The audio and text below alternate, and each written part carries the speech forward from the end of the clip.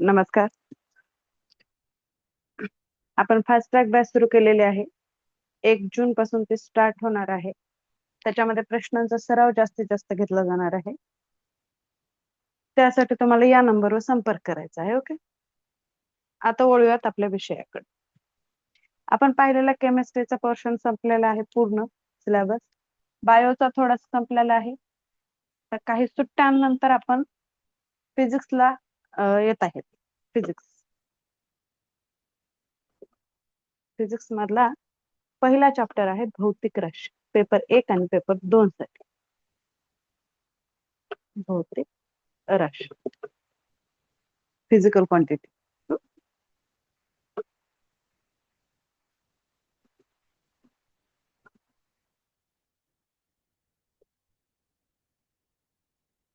Physical quantities. Okay, सर्व आलेले सुरू करूया. बाकीचे येतील. आता ह्या भौतिक राशीचे विशेषतः 2 प्रकार पडतात. किती प्रकार? 2. पहिला आहे अदिश राशी,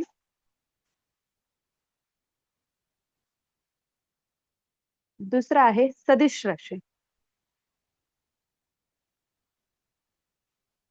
आणि मुळात राशी म्हणजे काय हा शब्द लक्षात ठेवा.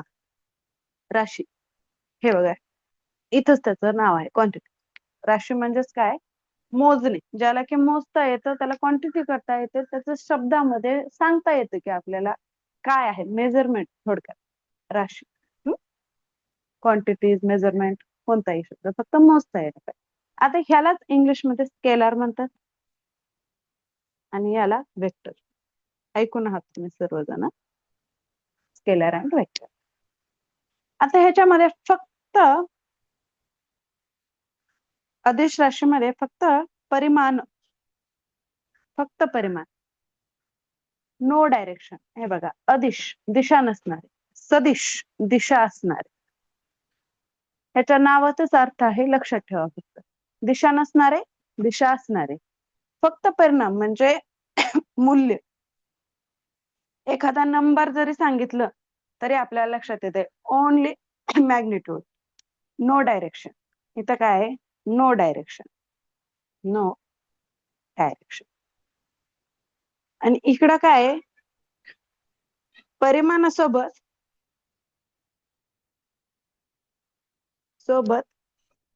दिशा पण सांगावी लागते तुम्हाला. इथं यस डायरेक्शन, लक्षात राहण्यासाठी फक्त यस डायरेक्शन. म्हणजे इथं डायरेक्शन आहे, इथं डायरेक्शन नाहीये. आता एक्झाम्पल ह्याचं समजा मी तुम्हाला आता विचारले किती वाजले, तुम्ही सांगू शकता मला. त्याचा आकडा आहे, दिशा सांगायची गरज नाही. टेम्परेचर, गोष्टी सांगू शकतायत, अंतर, चाल, वस्तुमान, घनता. ह्याच्यासाठी दिशा लागत नाही. आणि इकडं बल, विस्थापन, वेग, त्वरण, बल, संवेग, ह्याच्यासाठी दिशा लागतात. फॉर एक्झाम्पल हा पेन आहे आणि ह्या पेनावर बल लावले, बल किंवा इकडं फोर्स असा इकडच्या साईडला मी ढकललाय. आता दिशा आहे ना, ही कोणती तरी मी पुढच्या साईडला ढकलते, मागलच्या, इकडच्या कोणत्या तरी. तुम्हाला सदिश राशीमध्ये बलासोबत दिशा पण सांगावी लागणार. हे बघा, मी ढकलला, असा ढकलला, बल तर माझं लावलेलंच आहे. बल एक्स वाय झेड जे परिमाण आहे. तुम्ही कोणतंही समजा एक्स बल धरा, मी ह्याच्यावर एक्स बल लावले, पण मी कोणत्या तरी दिशेला त्याला पुश केले, मग तुम्हाला इतर डायरेक्शन सांगावी लागते.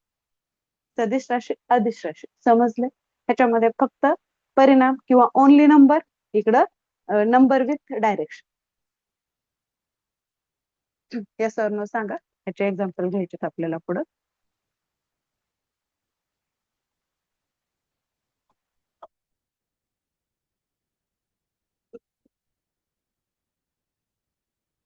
समजले का? ओके, कोमल मॅडम समजले. अजून? ओके, संतोष सरला पण समजलं, राखी मॅडमला समजलं. ओके ओके, चल. आता अगोदर घेऊ आपण अदिश राशी.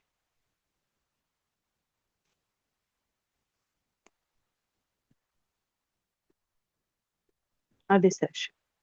अधिस राशीमध्ये पहिलं एक्झाम्पल वेळ झालं की टाइम, दुसरं तापमान, टेम्परेचर, चाल स्पीड, 4 नंबरला वस्तुमान. सांगू शकतात, तुम्ही पण सांगू शकतात, काही प्रॉब्लेम नाही, कमेंट बॉक्स मध्ये सांगू शकताय.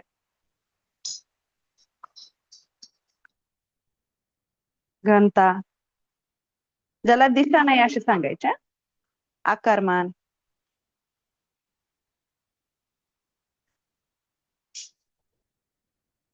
प्रभार,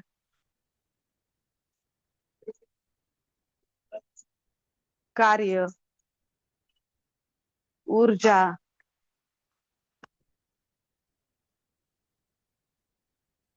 दाब, क्षेत्रफळ, वेग.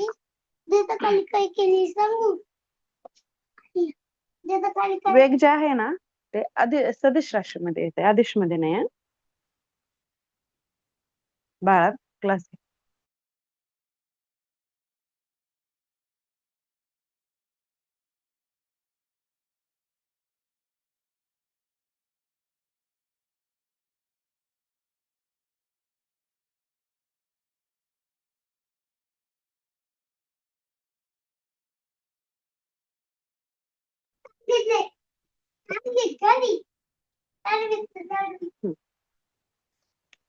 बघा, वेळ, तापमान, चाल, वस्तुमान, घनता, आकारमान, प्रभार, कार्य, ऊर्जा, दाब, क्षेत्रफळ, हे अधिश राशी. वेग जे आहे ना ते सदिश राशीमध्ये मोडतं. विशेष म्हणजे त्याला राशीपेक्षा गुणधर्म जास्त आहे वेग मध्ये. आता अधिश राशी बघू. अधिश झालं तर सदिश बघू. सदिश,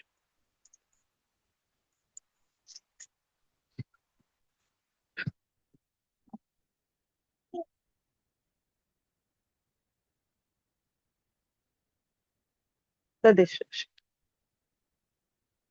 विस्थापन,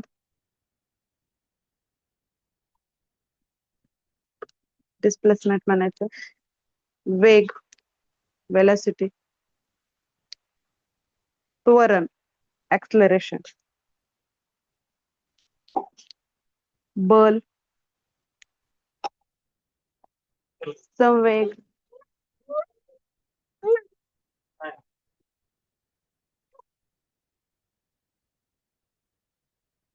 चुंबकीय क्षेत्र,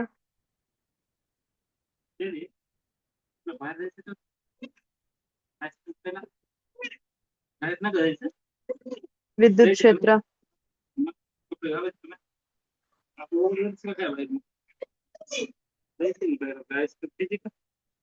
वजन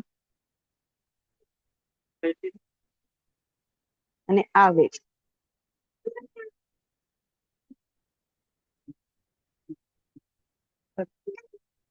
विस्थापन, वेग, त्वरण, बल, संवेग, चुंबकीय क्षेत्र, विद्युत क्षेत्र, वजन, आवेग, हे सदिश असते.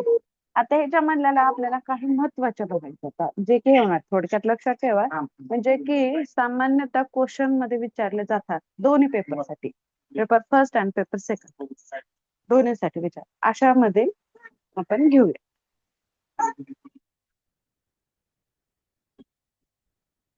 ह्यांचे आता काही डिफरन्सेस टाइप बघायचं आपण.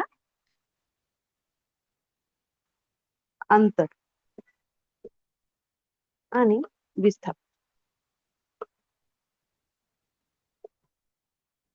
अंतर म्हणजे डिस्टन्स, विस्थापन म्हणजे डिस्प्लेसमेंट.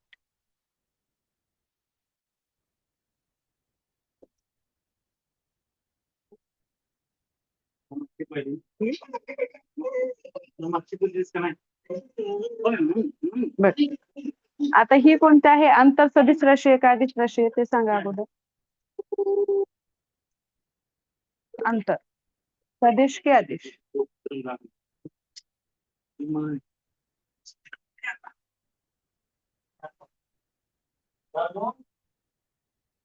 सांगा, सदिश आहे की अदिश? देवाने मॅडम बघा एकदा आठवा. अदिश राशी. अदिश.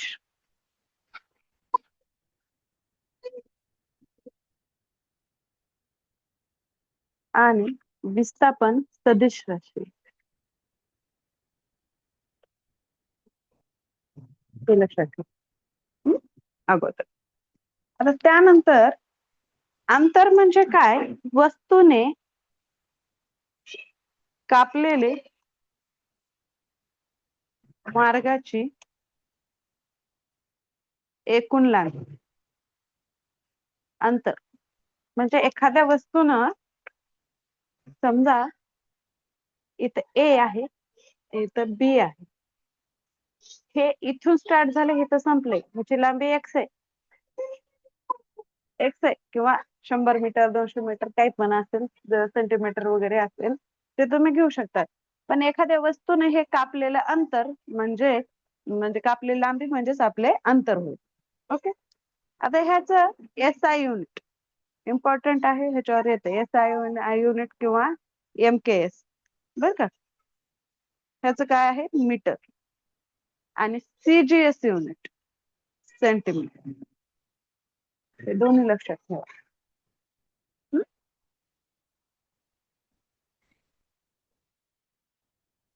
आता सदिश राशीमध्ये बघा, विस्थापन. विस्थापन म्हणजेच काय? वस्तूच्या सुरुवातीचे स्थान. सुरुवातीचे स्थान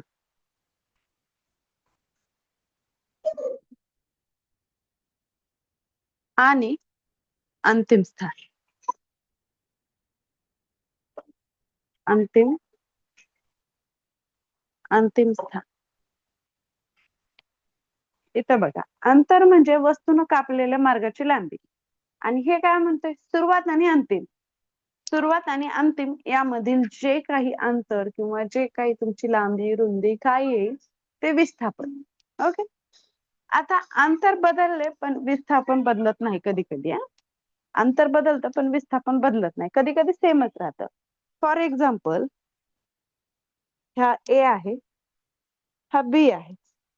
ह्या दोन्ही मध्ये 5 मीटर अंतर आहे. अंतर किती आहे? 5 मीटर. म्हणजे हे पूर्ण जी रस्त्याची लांबी आहे ती. आणि ह्याचं विस्थापन पण काय असणार मग? 5 मीटर. तर आता सुरुवात इथं झाली, शेवट इथं झाले. कमीत कमी अंतर काढायचे. समजा एखादा व्यक्ती इथून असा गेला, इकडं असा गेला, तरी पण तुमचं विस्थापन 5च राहणार, अंतर मात्र बदलणार. समजा इथं 10 आहे, तर अंतर तुमचं किती येणार? 15 येणार. 15. का तर हा व्यक्ती असा जाऊन असा आलाय, किंवा हा जर इथपर्यंतच गेला तर 10 राहणार. पण विस्थापन मात्र तो कसाही जाऊ जा, विस्थापन सर्वात कमी शॉर्टकट म्हणजे विस्थापन. अंतर आणि विस्थापन समजले का तुम्हाला? एक उदाहरण घ्यायचं आहे, पण हे समजले का सांगा अगोदर.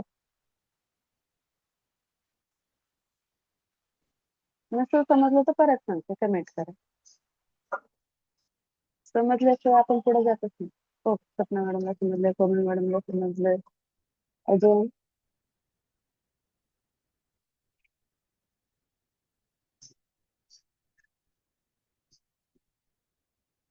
पुन्हा सांग. अंतर. अंतर बघा संतोष सर. एखाद्या वस्तूने कापलेल्या मार्गाची लांबी. समजा तुम्ही तुमच्या घरापासून एखाद्या शेजारच्या दुकानापर्यंत निघाल. आता मी तुमचे थोडस मोडते. इथून होम करू आपण. इथं हॉस्पिटल करू किंवा स्कूल, एक्सवायझेड इथे काही घ्या. तर इथून तुम्ही निघाला, इथं पोहोचला. तर हे जे तुम्ही चालत गेलेलं, गाडीनं गेलेलं, कशाने गेलेलं, येस येस येस आले कमेंट्स, पण त्यांनी त्यांचं नावच टाकलेलं नाही. पी किंवा मोबाईलचं नाव टाकतात, त्याच्यामुळे ते कोण आहे काय माहित नाही. छान सांगितलं त्यांनी. हे बघ, हे जे अंतर आहे समजा 10 मीटर आहे, 10 मीटर आहे. हे अंतर जे आहे म्हणजे हे जो मार्ग आहे तुम्ही काटलेला, ते झालं तुमचं अंतर. अंतर झालं हे तुमचं. आता विस्थापन बघा. विस्थापन समजा हेच होम पासून इथं जातोय, पण आता तुम्हाला वाटलं नाही मला हे सरळ मार्गाने नाही जायचं, माझ्या घरापासून हा थोडासा इकडे एक शॉर्टकट आहे, हा 5 मीटरच आहे. 5 मीटर हे झालं तुमचं विस्थापन. विस्थापन समजलं. अंतर म्हणजे सरळ जे तुम्ही कापलेलं अंतर आहे ते, आणि त्याच्यामध्ये शॉर्ट म्हणजे सगळ्यात कमीत कमी अंतर असेल, सुरुवातीचं स्थान किंवा अंतिम स्थान असेल त्याच्यामध्ये घेतलेलं ते होतं. आणि कधी कधी तर विस्थापन ना शून्य पण येतं, का तर जाऊन परत आलं ना तिथंच राहतं. ओके चल, समजले संतोष सरांना. आता एक छान उदाहरण घेऊ, म्हणजे जे समजलेले नाही थोडस काही डाऊट आहे ना तो पण ह्याच्यामध्ये क्लिअर होतो जवळपास. आता बघा एक वर्तुळ आहे, हा एक वर्तुळ आहे आणि इथं त्याचे त्रिज्या म्हणा किंवा एक हे दिलेलं आहे, थोडीशी लांबी दिलेली आहे 7 मीटर ए पासून बी. आता ह्याचं आपल्याला अगोदर काढायचे अंतर, नंतर काढायचे विस्थापन.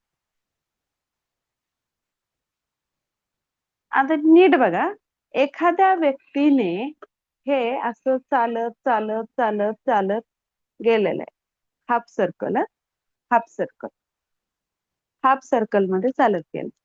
आता तुम्हाला माहित आहे पूर्ण वर्तुळ म्हणजे त्याच्या ह्या परिघावर, वर्तुळाच्या परिघावर चालत गेलेला आहे, तर परिघाचा फॉर्म्युला काय? ज्यांचं विज्ञान आहे त्यांना गणित असतच, बरोबर आहे. परिघ सर्कम्फरन्स काय? 2πr, बरोबर. 2πr. मग हे जे अंतर आहे पूर्ण आहे की अर्ध आहे काटलेलं एखाद्या व्यक्तीनं? बरोबर कोमल मॅडम, 2πr. आता हे अंतर पूर्ण आहे की अर्ध आहे? अर्ध सर्कल आहे, बरोबर आहे.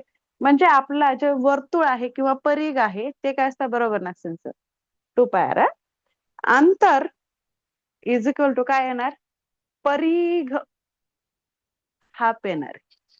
हा व्यक्ती इथून सुरू झाला ए पासून, बी ला इथं संपलाय, पण हे परिघावर चालत गेलाय, म्हणजे ते अर्ध वर्तुळ चाललंय, अर्ध परिघ चाललंय. मग आपल्याला काय करावं लागेल इथं फॉर्म्युल्यामध्ये नंतर? 2πr divided by 2. 2 कॅन्सल होते, मग आपलं अंतर काय मिळालं? πr, बरोबर आहे. πr मिळालं. पायाची किंमत कॉन्स्टंट असते, 22/7, आणि आर ची किंमत आपल्याकडे आहे ऑलरेडी. काय होणार? 7 कटणार, उरलं काय? 22. आणि ह्याचं एसआय युनिट काय? मीटर. आता प्रश्न राहिला विस्थापन. विस्थापन खूप हे राहते, सोपं राहते.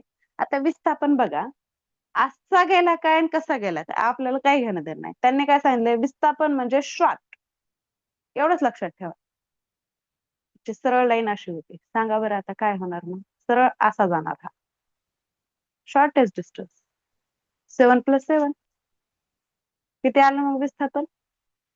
इथं 7 आहे वर्तुळ अंतर अर्ध्यातून, सेंटर पासून हे 7 आहे, इकडचा भाग हे 7च असणार ना, बरोबर. रिअल 14. झाले डाऊट क्लिअर? दोन्हीचं युनिट एकच आहे, विस्थापन ते. बरोबर, बरोबर नागसेन सर, तसंही करता येते. नागसेन सरांनी सांगितलं का तेही बरोबर आहे. 2r 2714 मीटर असंही करता येते.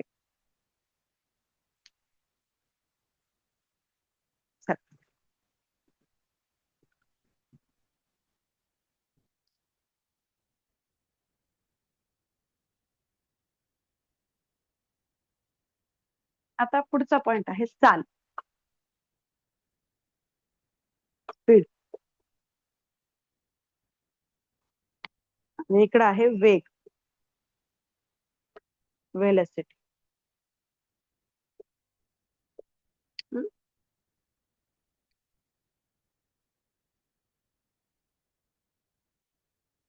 आता बघा चाल, वस्तूने कापलेला अंतराचा दर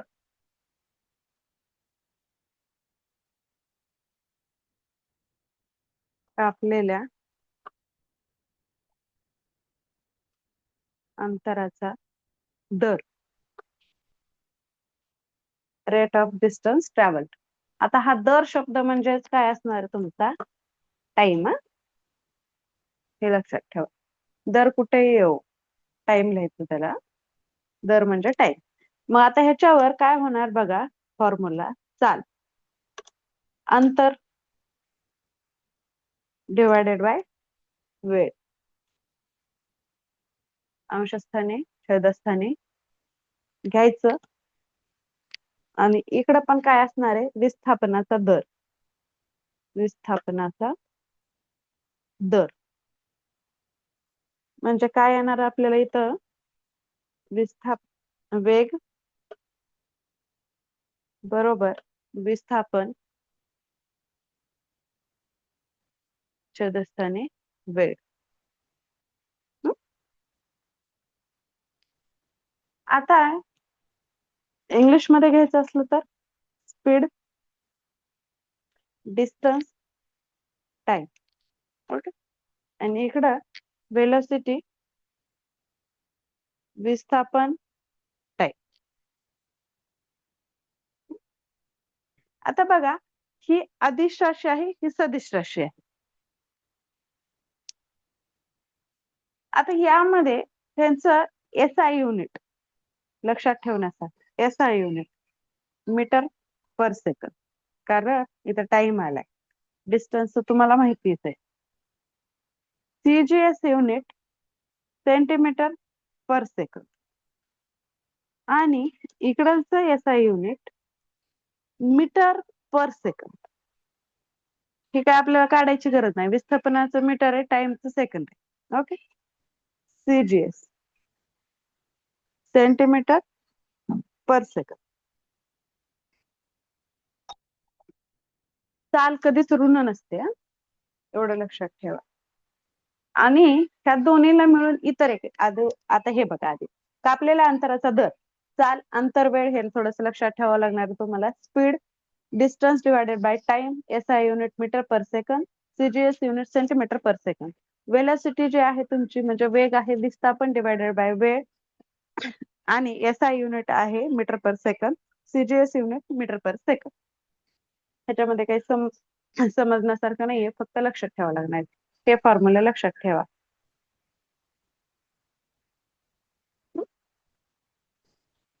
समजलं? चाल आणि वेग फक्त लक्षात ठेवायचे.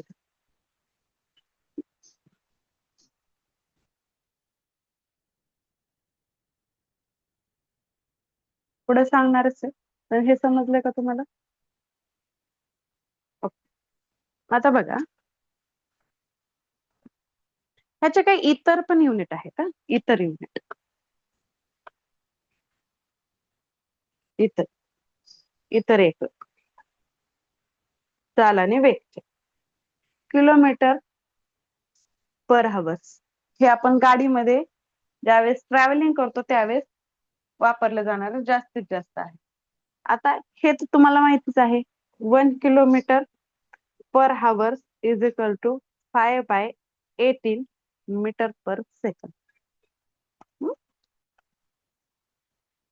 आता हे लक्षात ठेवावं लागतं तुम्हाला. हे लक्षात ठेवावं लागतं. हे कसं आलं बघा, 1 किलोमीटर पर हवर्स. आता हे किलोमीटरचं जे आहे त्याला आपल्याला मीटर पर सेकंड मध्ये जर यावेळेस करायचं असतं, त्यावेळेस बघा काय होणार, 1000 न मीटर, आणि हे सेकंड जे आहे, जे हवर्स आहेत आपले, ते हवर्स पूर्ण किती राहतात? म्हणजे सेकंड मध्ये करायचं झाल्यावर किती सेकंद राहतात पूर्ण? एका तासाचे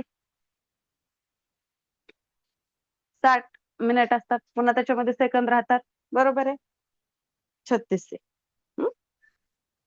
0 0 कटले, त्याला भाग दिल्यानंतर तुम्हाला मिळतं 5/18 मीटर पर सेकंड. हे कॉन्स्टंट व्हॅल्यू आहे, पाय वगैरे कशी असते तशी. 1 किलोमीटर इतर एकक मध्ये तुम्हाला विचारलं जातं. असं पण कधी कधी क्वेश्चन येऊ शकतो. चाल आणि वेग यांचे इतर एकक कोणते आहे, ज्याच्यामध्ये की एस आय पण दिलेलं जातं तुम्हाला युनिट आणि हे पण दिलेलं राहतं. इतर एकक शब्द लक्षात ठेवा, ही व्हॅल्यू पण लक्षात ठेवा, कॉन्स्टंट असल्यामुळे विचारू शकतो. आता ह्याचं एक्झाम्पल बघूयात आपण. एक्झाम्पल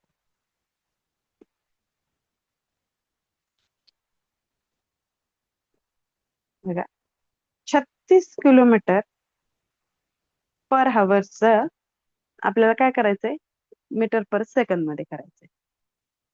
मीटर पर सेकंद मध्ये करायचं तर काय करावं लागेल आपल्याला, 36 घ्यावं लागतील. इंटू मध्ये कॉन्स्टंट व्हॅल्यू आहे 5/18, बरोबर आहे. आता तुम्हाला त्याला भाग द्यावा लागतो. 18 एक 18, 18 दुने 36, बरोबर आहे. मग 5 दुने 10 मीटर पर सेकंद. आता दुसरं एक्झाम्पल तुमच्यासाठी. बरोबर आहे मॅडम, सपना मॅडम बरोबर. आता दुसरं एक्झाम्पल बघा, त्याचं उलट पण करता येतं. 15 ms च ह्याच्यामध्ये करा, किलोमीटर पर हवर. मांडणी तशीच, मांडणी तशीच, मांडणी तशीच. सांगा ह्याचं उत्तर.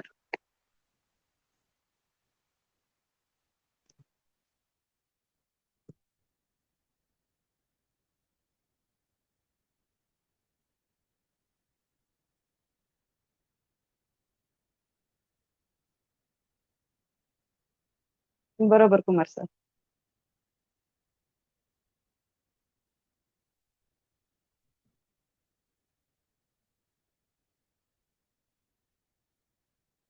बरोबर, 54 किलोमीटर पर हवर. बरोबर, पीडीपी पठाण सर, बरोबर. सोपं आहे, फक्त थोडंच लक्ष द्यावं. तर फिजिक्स अवघडे अवघडे अवघडे हे आपल्या मनामध्ये रुजवलेलं असतं, म्हणून आपल्याला फिजिक्स अवघड वाटतं बरं का. आता आपल्याला पाहायचं आहे त्वरण. त्वरण म्हणजेच ऍक्सलरेशन.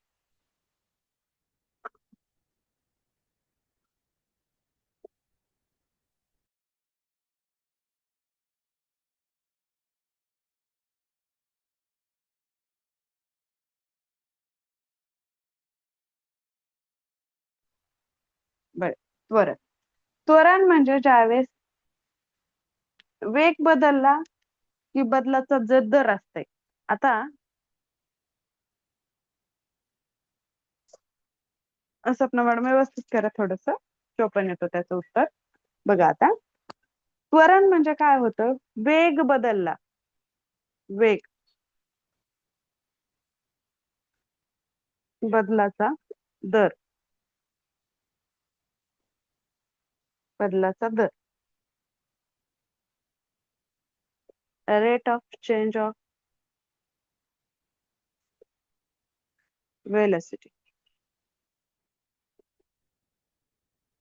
बघ,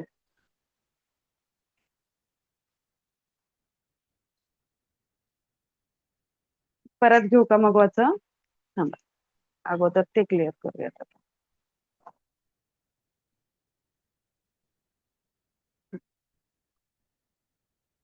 काय होतं, मीटर पर सेकंद होतं.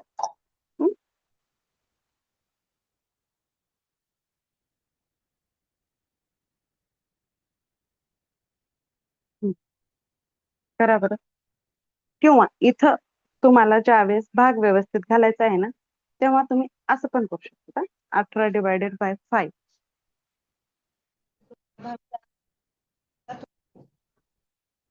मग आता इथं उत्तर येते 54 मीटर पर सेकंद.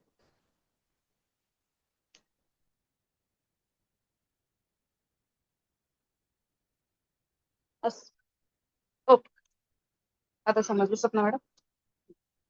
चालेल, कन्सेप्ट क्लिअर झाल्याशिवाय पुढं न गेलंय. बरोबर, ओके ओके, चला सपना मॅडम चला. बरं, ऍक्सलरेशन.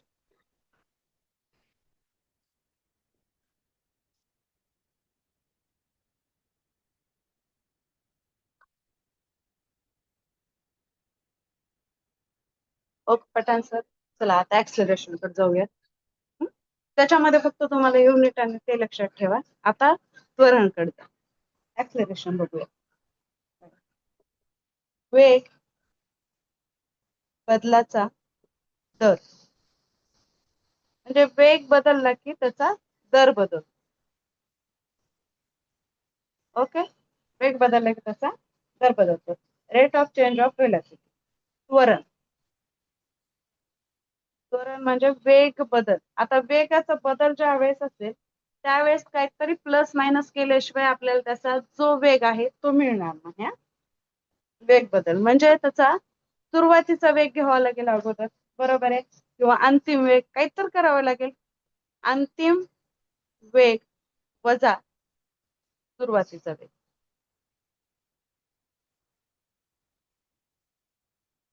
सुरुवातीचा वेग डिवायडेड बाय दर म्हणजेच आपला वेग. सरांनी फॉर्म्युला सांगितलेला आहे. Acceleration v minus u divided by t. ही सदिश राशी आहे. बरं, सदिश राशी आहे. हा फॉर्म्युला मात्र लक्षात ठेव. फॉर्म्युला मात्र लक्षात ठेव. आता बघा पुढचं. SI एकक metre per second square. CGS एकक सेंटीमीटर पर सेकंड स्क्वेअर. आता एक एक्झाम्पल बघू. ही एक व्हेकल आहे. एक व्हेकल आहे. ती इकडे जर गेलेली आहे. व्हेकल आहे का, लक्षात ठेवा. हे 5 सेकंद. 5 सेकंद. त्याचा टाइम किती आहे? 5 सेकंद. इथून सुरू झाली आहे ती इथं थांबली. काय म्हणजे हा आपला इथं 30 मीटर पर सेकंद आणि इथं 40 मीटर पर सेकंद असं त्यांनी कापलेलं डिस्टन्स, त्यांचा दर, असे 3 नंबर दिलेले आहेत आपल्याला. तर हा आपला सुरुवातीचा वेग म्हणजेच हा तुमचा u असणार आहे. ओके, सुरुवातीला. अंतिम म्हणल्यानंतर v असणार, बरोबर आहे. आणि हा 5 सेकंद म्हणजेच तुमचा t असणार, बरोबर आहे. आता आपला फॉर्म्युला काय आहे? Acceleration is equal to v minus u divided by t. आता ऍक्सलरेशन v काय आहे आपल्याकडे? 40. u काय आहे आपल्याकडे? 30. आणि टाइम काय आहे? 5. ओके, 5. म्हणजेच काय येणार आता? त्याची वजाबाकी केल्यानंतर काय मिळते तुम्हाला बघा, आणि उत्तर काय येते सांग. 10 डिवायडेड बाय 5 म्हणजे ऍक्सलरेशन किती असणार आहे? 2 मीटर पर सेकंड स्क्वेअर, बरोबर.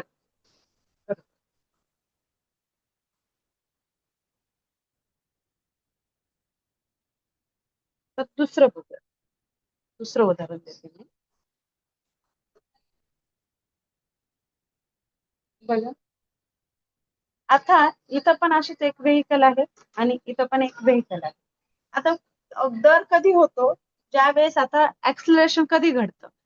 ज्या वेळेस तुमचा वेळ, स्पीड काहीतरी बदल होतो त्यावेळेस. अगोदर तुमचं जे आहे ते 70 मीटर पर सेकंड आहे. त्यानंतर ती स्पीड किती?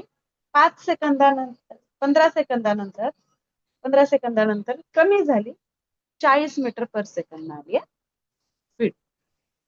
आता आपल्याकडे काय आहे?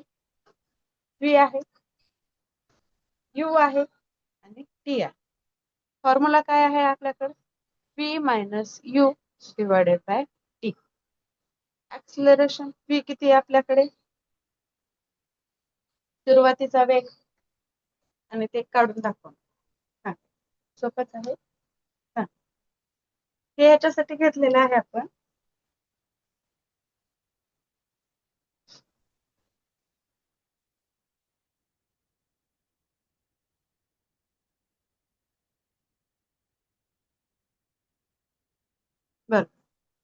Minus minus.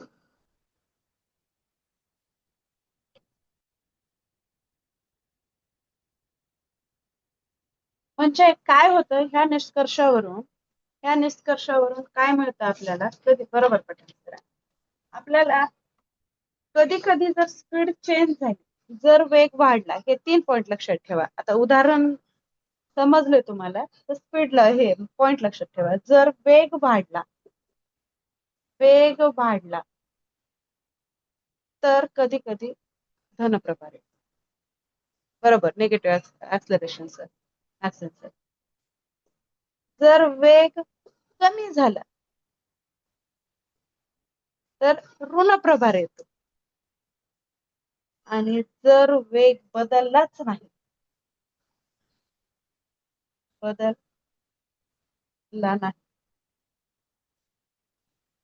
तर ऍक्सलरेशन 0 असतं. जर वेग बदलला धनप्रभार येतो, जर वेग कमी झाला ऋण प्रभार येतो, जर वेग बदलला नाही तर शून्य प्रभार येतो. शून्य.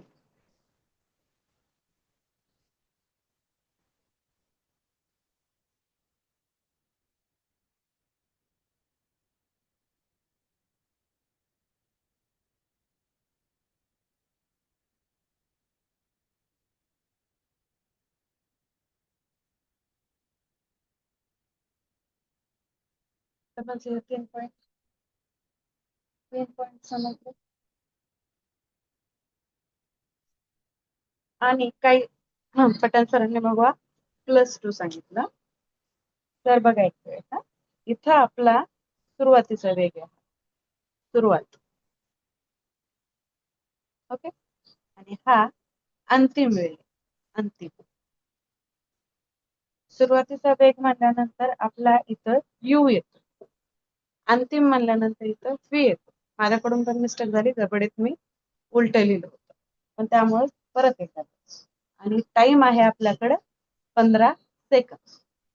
इथं होतं आपल्याकडे 70 मीटर सेकंद, इथं होतं 40 मीटर सेकंद. ओके. ऍक्सलरेशनचा फॉर्म्युला आहे आपल्याकडे v minus u divided by t. v किती आहे आपल्याकडे 40 आणि u आहे 70 आणि टाइम आहे आपल्याकडे 15. 70 मधून 40 काढायचं तर आपल्याला, म्हणजे -30 खाली 15 येणार आहे, म्हणजे -2 मीटर पर सेकंद. त्याच्यामुळे हे जे ऋण आहे, ऋण कधी येतं, स्पीड कमी झाल्यावर. हे ह्याच्यात गफलत होऊ देऊ नका, मी लिहिताना थोडं उलट लिहिलं.